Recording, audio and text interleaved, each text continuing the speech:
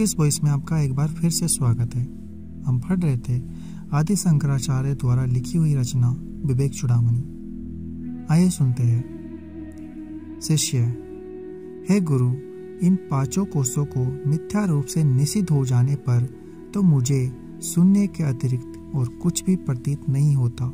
फिर आपके कथन अनुसार बुद्धिमान पुरुष किस वस्तु को अपना आत्मा माने?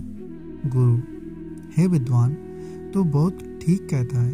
विचार करने में तो बहुत कुशल है। अरे, जैसे अहंकार आदि तेरे विकार है, वैसे ही उनका अभाव भी। ये सब जिसके द्वारा अनुभव किए जाते हैं और जो स्वयं अनुभव नहीं किया जा सकता, अपनी सूक्ष्म बुद्धि के द्वारा उस सब के साक्षी को ही तू अपना आत्मा जान। जिसके द्वारा जो जो अनुभव किया जाता है, वह सब उसी साक्षित्व में कहा जाता है। बिना अनुभव किए पदार्थ में किसी का भी साक्षी होना नहीं माना जाता। अपना तो यह आत्मा स्वयं ही साक्षी है, क्योंकि यह स्वयं अपने आप से ही अनुभव किया जाता है। इसलिए इससे परे कोई और अपना साक्षात अंतरात्मा नहीं है। जागृत, स्वप्न और सुषुप्ति, इन तीनों अवस्थाओं में जो अंतःकरण के भीतर सदा मैं रूप से अनेक प्रकार स्फुरित होता है, प्रत्येक रूप से स्पष्टतया प्रकाशित होता है और अहंकार से लेकर प्रकृति के इन नाना विकारों को साक्षी रूप से देखता हुआ नित्य चिदानंद रूप से स्फुरित होता है। उसी को तू अपने अंतःकरण में विराजमान अपना आप समझ।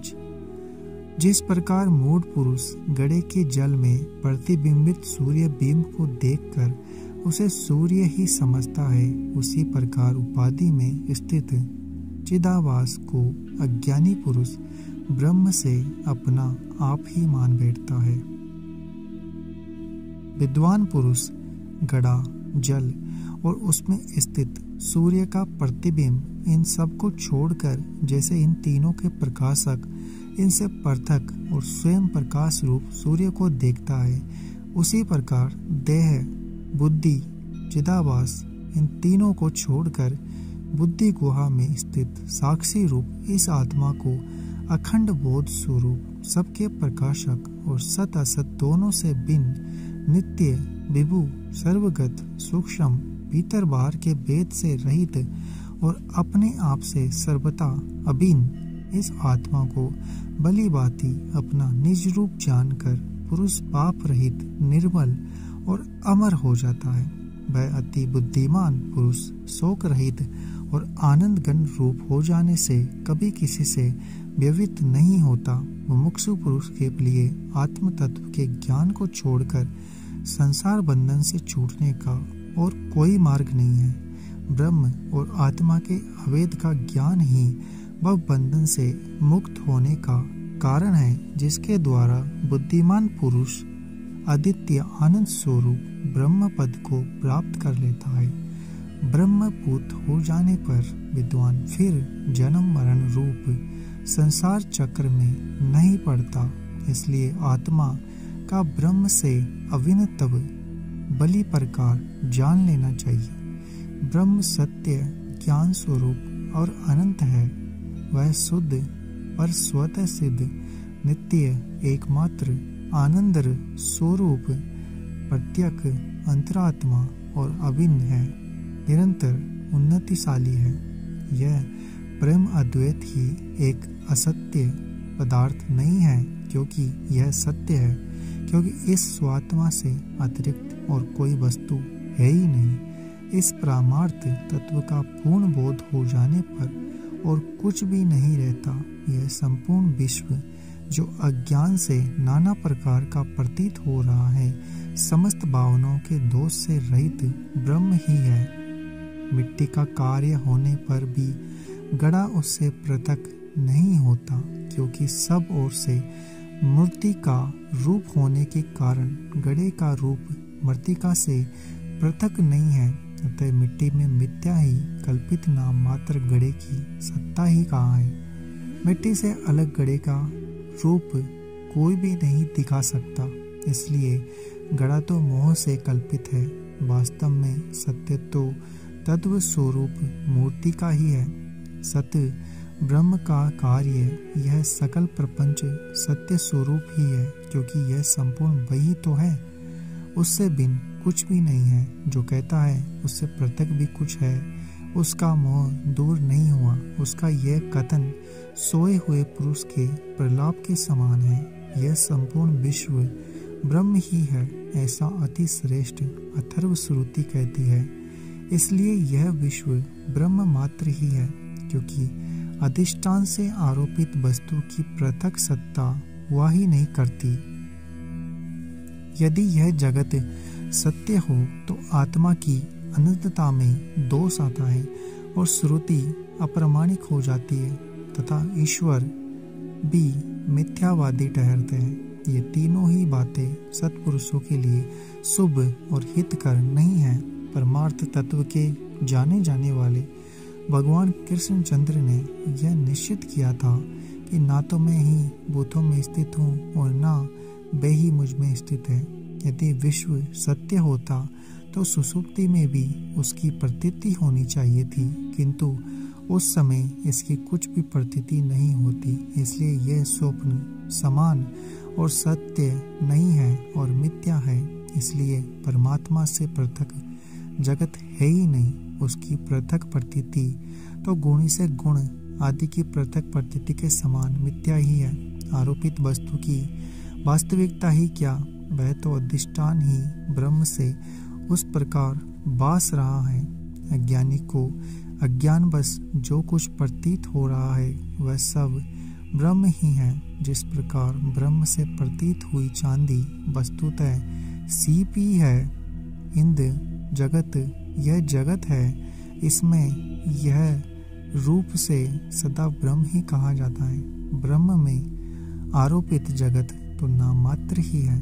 इसलिए परब्रह्म सत्य अद्वितीय शुद्ध विज्ञानगण निर्मल शांत आदि अंतरहित अक्रिय और सदैव आनंद स्वरूप है।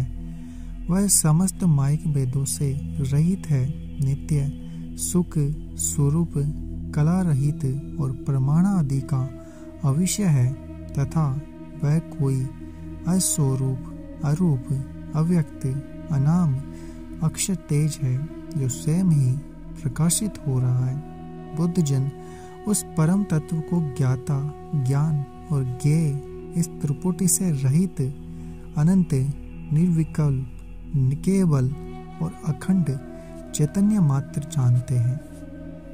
वह ब्रह्म त्याग अथवा ग्रहण के अयोग्य मन वाणी का अविषय अप्रेमीय आदि अंत रहित परिपूर्ण तथा महान तेजों में है। तत्वमसि आदि वाक्यों के तत्व और त्वम पदों से शोधन करते हुए कहे हुए ब्रह्म और आत्मा का श्रुति के द्वारा बारंबार पूर्ण एकत्व प्रतिपादन किया गया है। उन सूर्य और जुगनू राजा और सेवक समुद्र और कूप तथा सुमेरु और परमाणु के समान परस्पर विरुद्ध धर्म वालों का एकत्व लक्ष्यार्थ ही कहा गया है, वाच्यार्थ में नहीं है। उन लोगों का यह विरोध उपाधि के कारण है और यह उपाधि कुछ वास्तविक नहीं है।